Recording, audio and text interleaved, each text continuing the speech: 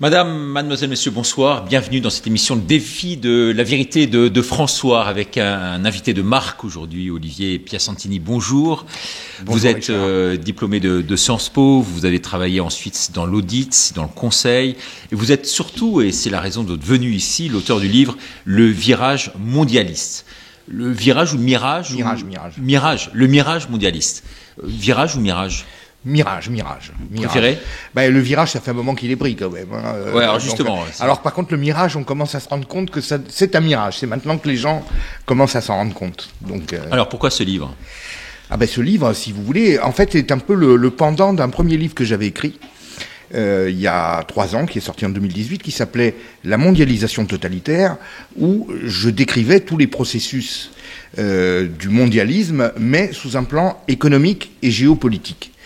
Et là, j'ai voulu prolonger avec, je dirais, un livre qui traite essentiellement des aspects culturels, sociologiques, où l'on voit en fait comment le mondialisme pénètre les esprits, et surtout l'esprit des masses. Parce que, si vous voulez, on est dans un milieu où on passe entre des journalistes, des intellectuels, etc.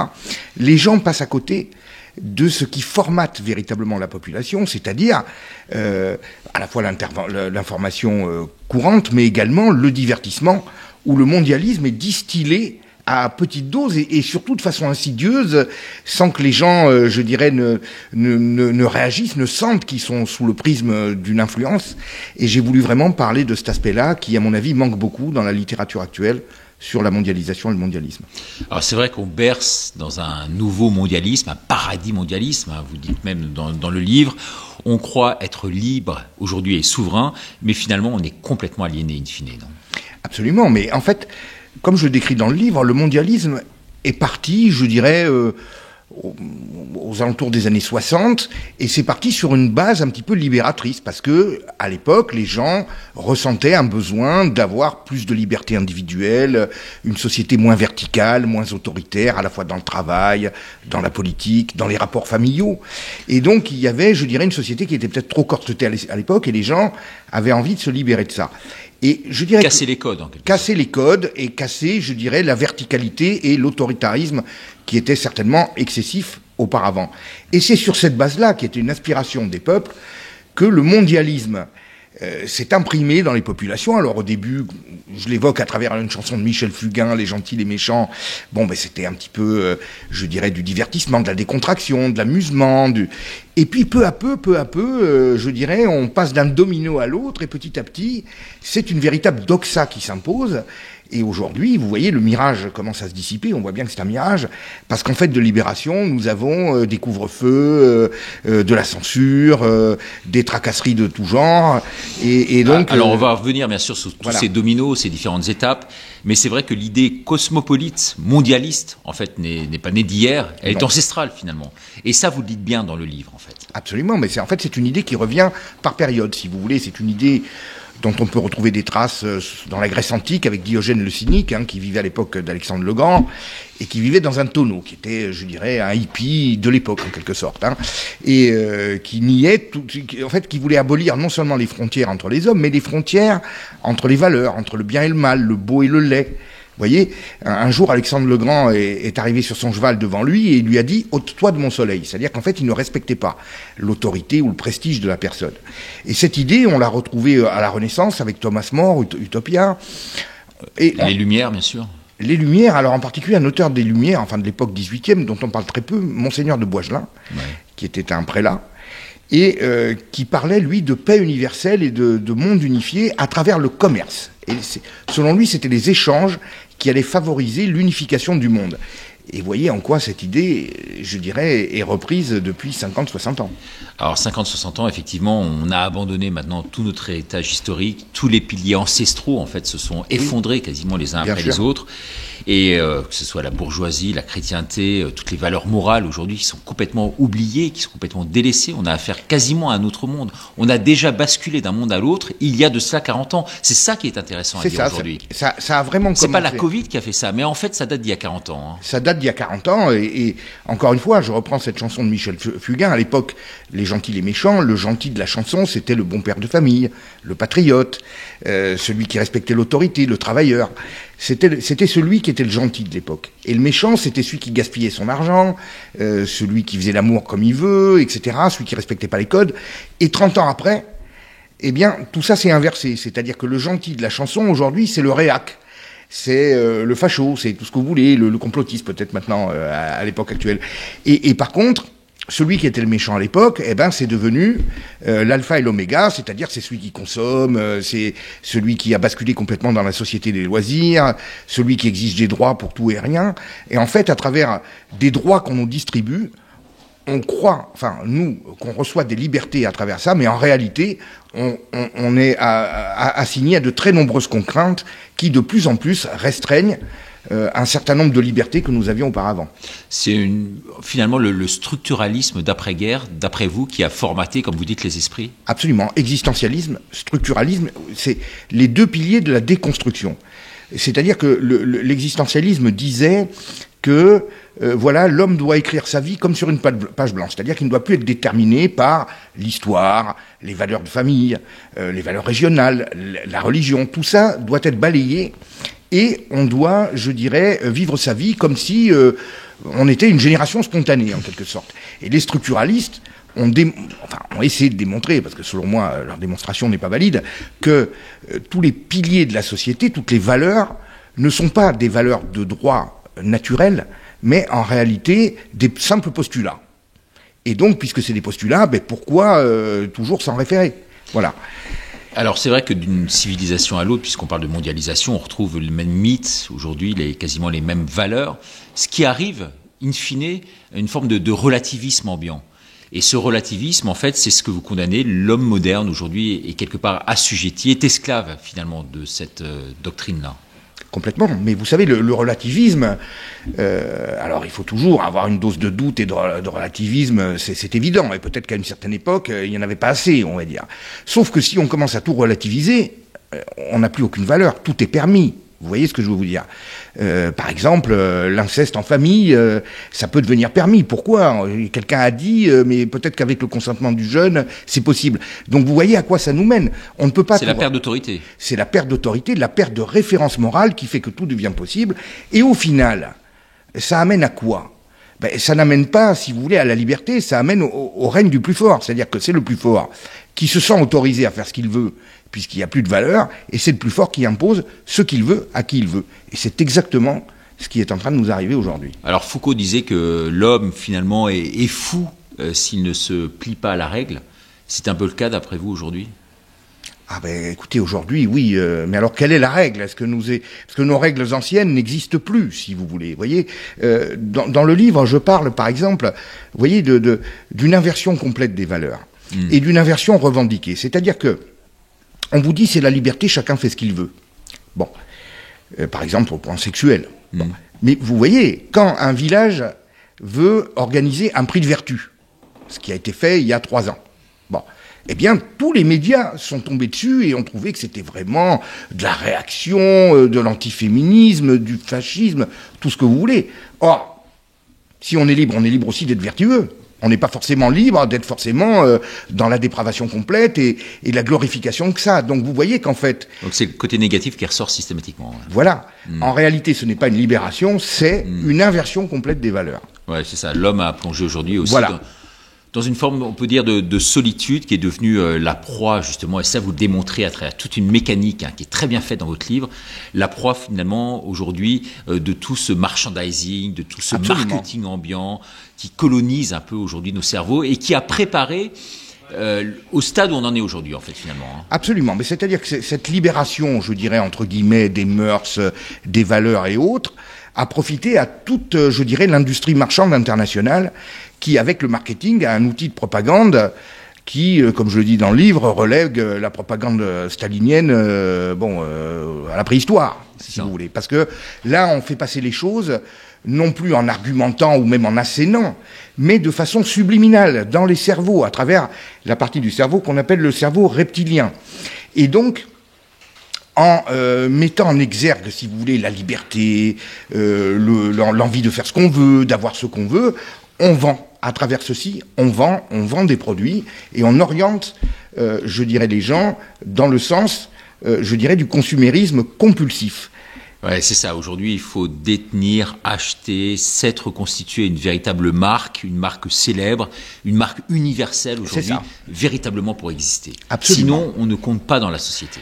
Exactement. C'est-à-dire qu'en fait, il y a, si vous voulez, une redéfinition de l'identité.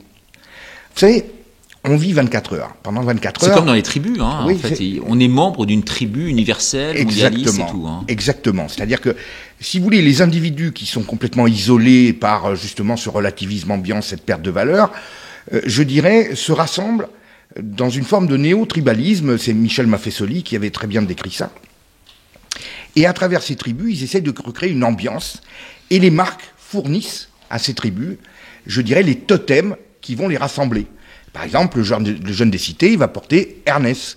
La bourgeoise du 7e, elle va porter Chanel. Parce que tout ça véhicule des images qui correspondent à des tribus bien identifiées de la société. Et peu à peu, vous avez, je dirais, des identités historiques, anciennes, comme par exemple l'identité nationale, l'identité régionale, l'identité religieuse, qui s'effacent. Et on recompose des identités à travers des marques. Et je cite une publicité qui était précurseur en la matière. Je ne sais pas si vous vous rappelez, Richard, cette pub « Moi, je suis une femme, Barbara Gould ». Donc, ça veut dire que la marque s'identifie avec la personne. C'est-à-dire que pour vous définir, vous citez une marque. Et vous entendez aujourd'hui, est-ce que vous êtes plutôt BM ou Mercedes? Est-ce que vous êtes plutôt PSG ou Real? Vous voyez, on se compose une identité à travers des marques. La seule différence, c'est que c'est payant. Vous voyez, notre identité d'avant était une identité naturelle, si vous voulez. Là, c'est payant. Ouais.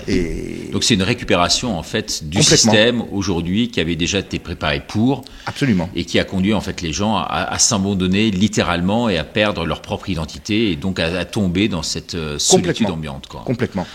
Alors, vous parlez également, et c'est la troisième partie de votre livre, bien sûr, d'Emmanuel Macron, hein, qui a été propulsé à l'Élysée, dites-vous, par des puissants, et quelque chose qu'on ne sait pas, c'est cette fameuse conférence Bilderberg, qui a eu lieu donc à Copenhague, où Emmanuel Macron a passé un grand oral. Alors déjà, comment vous savez ça? Parce que nous, en étant bien informés, on sait qu'il faisait partie un peu de ces lobbies-là, si vous voulez. Mais on n'avait pas le détail exact du moment précis, à l'année précise, où il s'est retrouvé à tel endroit, où il a passé ce fameux grand oral. Alors, sur le site de Bilderberg, à l'époque, et jusqu'il y a 2-3 ans, vous aviez le nom des intervenants et pas le contenu, parce que le contenu est secret, mais le thème de leur intervention. Et donc, il est venu à Bilderberg, suivant mes renseignements, coopté par Jacques Attali, qui est un petit peu son mentor, et le thème qu'il a abordé, c'est précisément, et vous le retrouvez ça toujours aujourd'hui sur le site de Bilderberg, site internet, les démocraties occidentales dans le piège des exigences des classes moyennes. Ça veut dire ce que ça veut dire. Vous avez sur Internet, si vous tapez sur YouTube, Mourouzi Bilderberg. Il y a eu un journal de 13 heures en 1977, animé par le grand journaliste Yves Mourouzi, qui décrivait tous les alentours d'une réunion de Bilderberg à Torquay, en Angleterre à l'époque. Et à un moment donné, un des intervenants dit la chose suivante. C'est vrai, quand on a une personnalité qui est présentée à nous et qui se comporte bien, qu'on apprécie, au bout de quelques mois, dans son pays, on ne voit plus que lui. C'était au journal de 13 heures, hein, ça. Et vous pouvez retrouver... Oui, je l'avais vu également. Ouais. Voilà. Vous pouvez retrouver ce reportage. Il me semble que ça correspond à peu près à l'aventure d'Emmanuel Macron qui est bien passé à Bilderberg, réunion de Copenhague de 2014. Et c'est vrai qu'on en voit beaucoup. Alors, je crois que c'est Philippe de Villiers qui disait l'autre jour qu'il avait vu un certain nombre de représentants également sur place à Bruxelles, notamment au sein de l'Union européenne. Donc vous pensez que l'Union européenne aujourd'hui est gangrénée par ça, l'Union européenne qui devrait nous protéger, qui devrait protéger les peuples, aujourd'hui tombe dans cette mondialisation ambiante? Complètement, mais écoutez, moi je dis toujours, l'Union européenne c'est le laboratoire du futur gouvernement mondial qu'on nous prépare. Et Philippe de Villiers a dit une chose bien précise, il a dit qu'il était donc à cette réunion, une soirée je crois, de l'Union européenne, et que c'est François Fillon qui lui a dit, alors il a constaté qu'il y avait Kissinger, Soros ou je ne sais plus qui, et puis François Fillon lui aurait dit, tu vois, de toute façon maintenant c'est cela qui commande. C'est Fillon qui lui avait dit ça il y a quelques années. Bon. L'Union européenne, c'est un système démocratique, entre guillemets, qui n'en est pas un, et qui est parfaitement adapté à ce que recherche cette super élite mondiale qui veut s'imposer politiquement aujourd'hui. Bon. Pourquoi? Parce qu'il n'y a pratiquement pas de démocratie. Vous avez un Parlement qui est élu, qui ne peut même pas voter le détail des postes de dépenses du budget, qui a un pouvoir extrêmement limité, et une commission qui a pratiquement les pleins pouvoirs pendant 5 ans, où tout se passe dans les dédales de cet immense bâtiment, une commission des droits de l'homme, une cour européenne des droits de l'homme, où on a appris récemment que plus de 22 juges étaient carrément directement financés par les fondations de George Soros.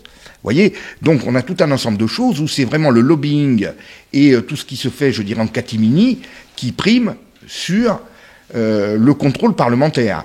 Et pour vous donner une idée, j'ai déjà fait une conférence il y a 3 ans au Parlement européen. Des députés européens m'ont raconté que pour aller consulter le traité transatlantique TAFTA, qui était le traité de libre-échange avec les États-Unis, pour qu'un parlementaire puisse y avoir accès, il faut qu'il prenne rendez-vous 3 semaines à l'avance. Il a droit d'y rester dans la pièce pendant 3/4 d'heure. Il ne peut pas prendre de photos, pas faire de photocopie, il peut juste prendre des notes. Ça, c'est le traitement qu'on réserve aux élus du peuple, c'est-à-dire ceux qui sont censés nous représenter. Ça veut dire qu'ils n'ont pas la main. Ça veut dire qu'on veut les écarter. Et qu'en réalité, il se passe des choses qui, je dirais, doivent plus ou moins être tenues secrètes et en fait être bombardées au dernier moment quand on ne peut plus y revenir. Alors le mondialisme aujourd'hui est ébranlé, finalement, comment voyez-vous le nouveau monde de demain? Ah ben écoutez, j'espère que... Alors il y a 2 versions du nouveau monde de demain, c'est-à-dire que, comme vous le dites Richard, il est ébranlé. Il est vraiment ébranlé dans les esprits, parce que justement le mirage se dissipe cette année.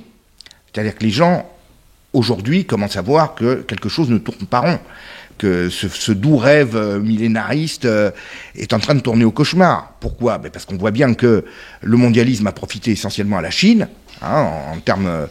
et que là aujourd'hui la Chine nous tient au niveau des approvisionnements en pièces industrielles. Parce que vous le dites dans le livre, il n'y a pas de libre-échange côté chinois. C'est le seul pays qui ne respecte pas le libre-échange. Pas du tout. Le mondialisme nous fait l'apologie du libre-échange. On a cassé les barrières douanières pour justement le commerce international, non respecté bien sûr par la Chine, c'est ce que vous dites. Absolument. C'est-à-dire que, en fait, on a voulu basculer dans un autre monde au début des années 90, avec l'ouverture, je dirais, du bloc de l'Est qui explose, la Chine qui veut rejoindre au moins partiellement l'économie de marché sous l'influence de Deng Xiaoping, et, si vous voulez, le libre-échangisme se met en place. En 2001, la Chine entre à l'OMC. Et Clinton, qui était le président américain de l'époque, nous explique que ça va être merveilleux parce que la Chine va rejoindre l'esprit libéral, démocratique, etc. Et que nous allons trouver de nouveaux marchés de consommateurs. C'était comme ça que c'était présenté. Alors que c'est du one-way, in fine. Mais c'est pas du gagnant-gagnant, il n'y a que la Chine qui gagne. Voilà. Elle ne respecte même pas les contraintes qui étaient censées lui être opposées pour rentrer à l'OMC, par exemple des contraintes au niveau social, mieux disant sanitaire, et on le paye cher.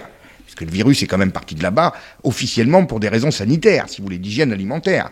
Mais on n'a jamais réussi à leur imposer quoi que ce soit. Et on en parle même très peu dans les médias. Mais pourquoi? Parce que les multinationales font leur beurre là-bas. Et que ce sont les multinationales qui tiennent les médias et toutes les voies de communication. Donc, quand on nous dit que Trump a voulu remettre en cause le libre-échange, mais même pas. Il a voulu remettre de l'ordre et de la loyauté dans le libre-échange. Tout simplement.